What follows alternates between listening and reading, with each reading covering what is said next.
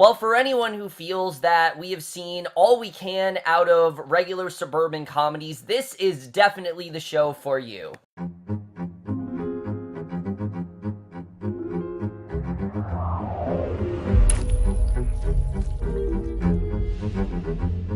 Hey guys, remember the series premiere of the new Netflix series Santa Clarita Diet. This is season 1, episode 1, So Then a Bear or a Deer. And guys, I'm not gonna lie, going into this, I really had no idea what this show was gonna be like. And maybe it's because I'm so hung up on a series of important events right now. As you guys know, I'm very deep into that. I'm almost done with it. I got 2 episodes left. My miserable meal review might be going up today. I'm not sure. But I was very interested in the show because, one, it's a Netflix show, and I'm always willing to check out their series, but also because this looked really, really different than anything else Netflix has done. It honestly looked like one of the most riskiest shows yet, and I have to say that after watching this first episode, hell yeah, the show is risky. I mean, I can't believe that Netflix actually got away with making the show, because this show is pretty insane.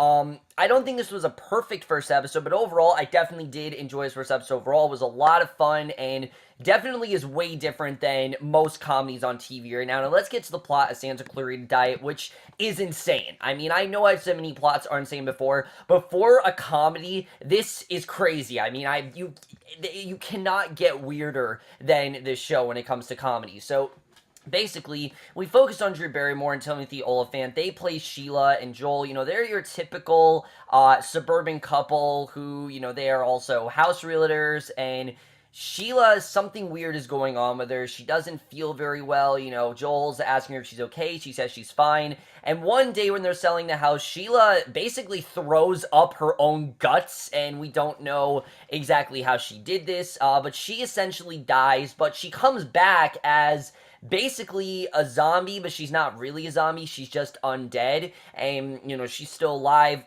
feeling more alive than ever, and basically she's told that, you know, while she is alive, the only way that she will stay alive is to consume meat in any way possible, and shenanigans ensue, and that basically is the plot of Santa Clarita Diet overall. I know it's pretty crazy, but let's just get in the show and where I think, you know, we're really gonna go, starting off with the cast. Now, that was the thing that very much made me interested in the show, is the cast here. I quite like the cast in the show, and I think both of them did a really good job. Let's first talk about Drew Barrymore as Sheila, who is fantastic in this show. I'm honestly surprised that this is Drew Barrymore's first TV show, but it actually is, and you would have thought by now she would have, you know, finally gotten on that bandwagon, because everyone seems to be doing TV right now. But no, this is the first time Drew Barrymore has done a show, and definitely a very weird choice, I will definitely say that, but a very risky choice as well, and I definitely do give it to Barrymore for just going with something like that. I mean, Barrymore to me seems like a very vanilla type actress, to say the least. Like, she's someone who is in every romantic comedy, and, you know, she's the good girl, and to see her do something like this completely deters from that, and I love that. I love that she's trying to do something really, really different, and she did a very good job with that. And she had some hilarious moments in this first episode when she is the zombie and things. I thought they did a very good job with her, you know, showing this happiness that she has, but also showing that she's not really someone who's, you know, done a lot of risky things in her life. She's been the goody good, and she really hasn't gotten to venture out and kind of open her eyes up to new opportunities. And when she almost dies, you know, she kind of has this experience where she realizes that she does want to do something bigger and better, and I like the way that this did get her to do that. However, I will say her character as a whole just wasn't all that interesting. I did, you know, in the first few minutes before she died, I didn't find her character to be all that interesting. However, I did really like the way they set up her character towards the end of the episode, and, you know, once we got to the actual plot, then I really did get into it, and I thought Barrymore's performance was enough for me to definitely latch on to her. I really did like what she did in this show, and I thought overall she definitely was pretty great, and I'm very interested in seeing what hilarious and just really weird shenanigans they're going to go with their character, because there's so many places they can go with this, and I'm very interested in seeing what's going to happen there. And then Timothy Olyphant plays Joel, who I am so happy to see is back on TV. But this is a very different role from Israel Givens, and I like that. This character is a lot more of a pushover. He doesn't really get into violent situations a lot, and he doesn't really know what's going on with his wife, and I thought overall he definitely did a good job. Oliphant definitely is the one that gets, I think, the shorter end of the stick, but he does have some very funny reactions to what's going on. Like when he finds out his wife is undead, but also dead, he's freaking out, just things like that. I thought he did a very good job. Like, he had really good comedic timing, and that's not something that we should be surprised by, because Justified, did have a lot of funny moments. Justified was not a comedy, but it definitely did have comedy in there a lot, and Timothy Olyphant can show that he really can pull it off, and he did a pretty good job with that here. And their chemistry in the show, you really do care about their relationship, you like the relationship overall. I thought they worked pretty well together, and then again, I'm definitely interested in seeing where this, very interesting, grotesque type relationship is going to go. That's something I'm definitely interested in.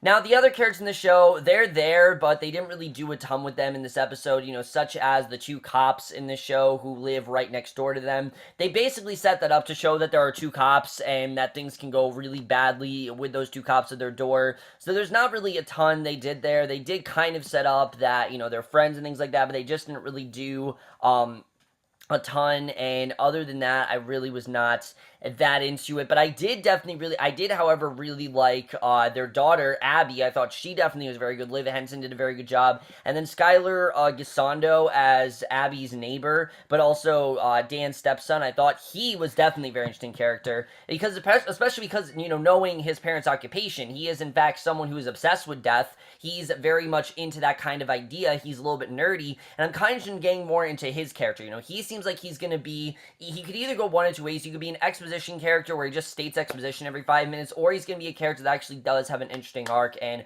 I'm interested in seeing where they're going to go with him. I like this cast is relatively small. They did a really good job with that, and those are some of the best comedies on TV. The casts that have really small amount of cast members, they do a very good job with that, and that's something I thought that was very well done here, was the acting.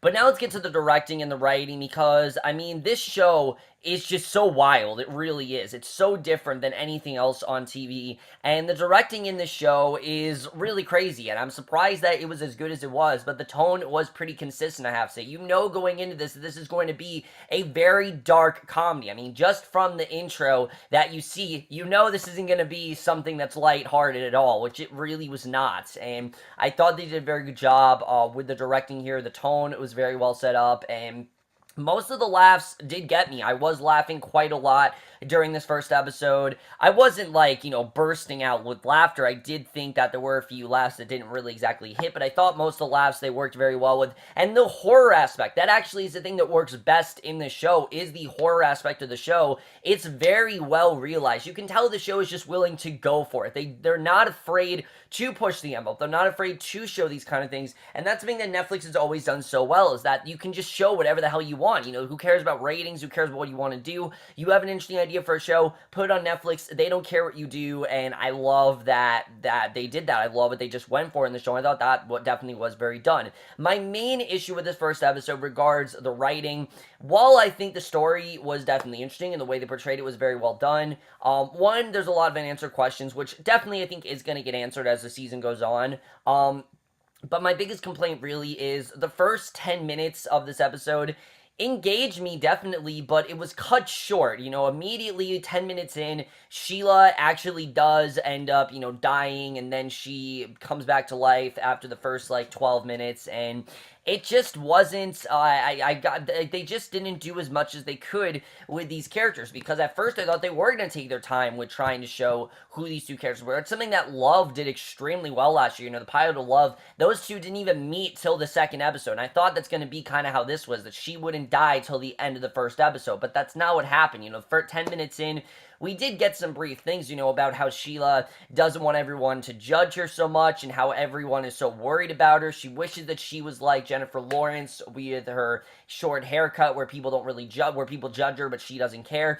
She wishes that she didn't care, and I did think they set a good, good job with her character. It's just Oliphant. Oliphant in the show, his character, his character here, of Joel, they didn't really do anything that interesting with him. He's on the show, and, he's definitely funny, but he doesn't really have that compelling of a character, in my opinion. He's definitely, he's definitely there, and I like Timothy Oliphant as an actor, but they really didn't give him that much to work with, I have to say, beyond a few laughs, and that's something I was a bit disappointed disappointed about, is where they really did go with these characters, which right now, quickly the show moved away from character development and focused a lot more on, Sheila's obsession with reinventing herself, which I did find to be very interesting. I did like seeing her reinvent herself. We just didn't get much of a sense of who she was before she died, and I really want to see more of that. I want to see, who Sheila really was, the kind of person that she was, the decisions that she made. I just want to see more of that, and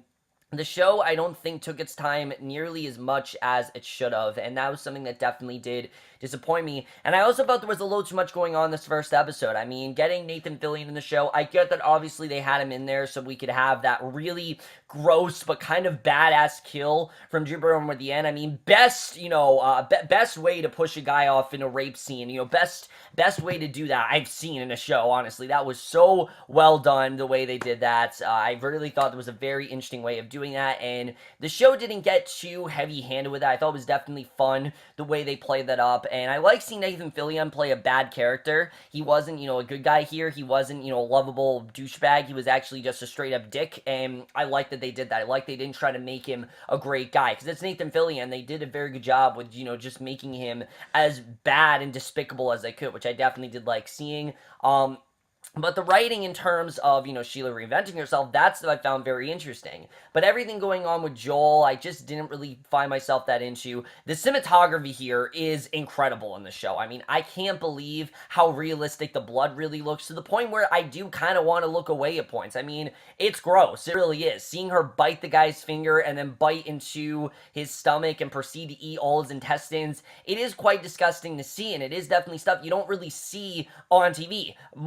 Mind you, especially a comedy. You definitely don't see that stuff on, a comedy show on Netflix. It's definitely not something you expect, but it's not just there for shock value. It's what the show requires. The show isn't willing to get too gratuitous, and I am worried they're going to get a bit too gratuitous with their killings, just be like, oh, we're shocking, we're trying to be disgusting, and if that's what the show is going to be, I really hope it's not that. I hope that it doesn't end up being gratuitous and actually does find its footing.